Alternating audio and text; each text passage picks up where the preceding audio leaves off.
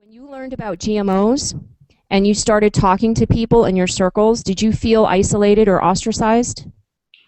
When I first learned about genetically engineered ingredients, um, I thought I was the only one that didn't know. I truly did. I had been a financial analyst that covered the food industry. I can remember the chair I was sitting in the night that I first saw that the EPA was going to fund this tiny little study.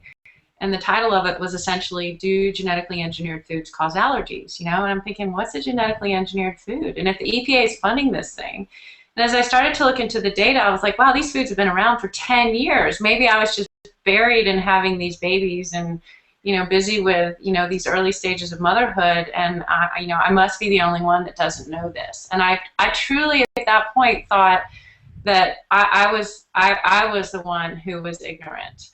And so I was sort of embarrassed, to be totally honest, and I thought, I guess everybody knows about this. But then what was so interesting was that as I started talking about it, and reaching out to people, nobody had any idea.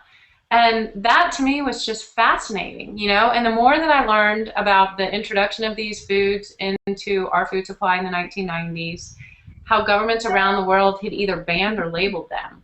And yet here in the US, like, we had not even had the conversation, and incredibly well educated people. Here I had done an MBA on a full scholarship, totally schooled.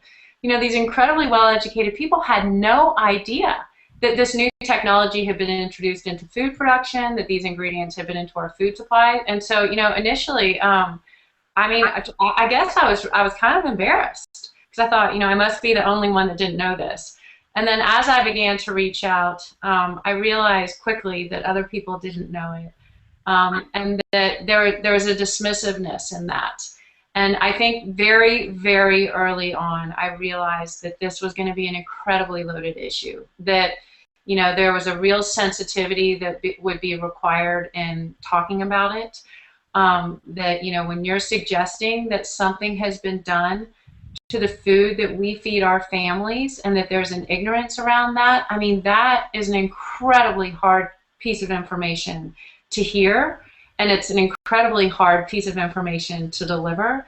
And I think very, very early on, I realized how sensitive I was going to have to be around talking about this. Yeah. And you handled that very well in your TED Talk when you came out. It was just very gracious and generous and gentle, and you really used your personal experience to tell the story, which I think is what made it so effective. How did you feel when you were just about to get on stage and tell the world that there was something wrong with their food? What was going through your mind? Oh, that first talk, I cannot tell you the number of times I thought, I'm just going to call them and say I can't make it. I'm a mother of four. It was so hard to get cover for the kids. It was, my husband had to cover. It was an enormous ask to, take that time. And I was standing backstage. I had never at that point spoken to an audience that big. In Austin, it was 600 people. It was pitch black. And I was standing backstage, and I was terrified. And I said a little prayer to let my heart speak.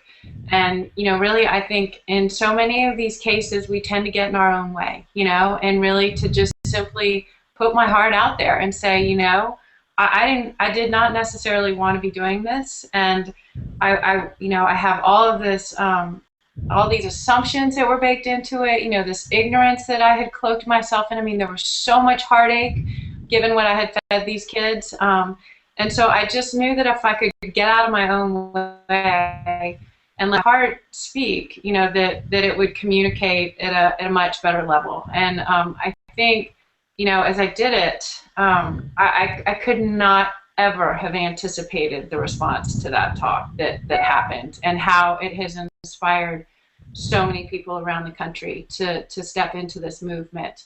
I do know that when I practiced it, that I thought, if I get this right, it will be a tool, that other people can use to communicate to the people that they love, the ones who don't want to hear this, because that's what I had come through. These family members and these friends that didn't want to hear it, and yet you love them so much, and you think, I don't want them eating these foods that have just been saturated with these toxic chemicals, you know? And how do I communicate this in a way so that they know that this is coming absolutely from the heart and that it's so love inspired? And so when I was working on that talk, you know, I really did try to come from that place, you know, come from that place. And I think, you know, maybe I do think it speaks to the incredible power of women in this movement that this is so love inspired. You know, when people early on were like trying to give me this label of an activist, I thought, you know, to me, and I don't know about you guys, but to me, that conjures up somebody that's mad or angry or, you know, has some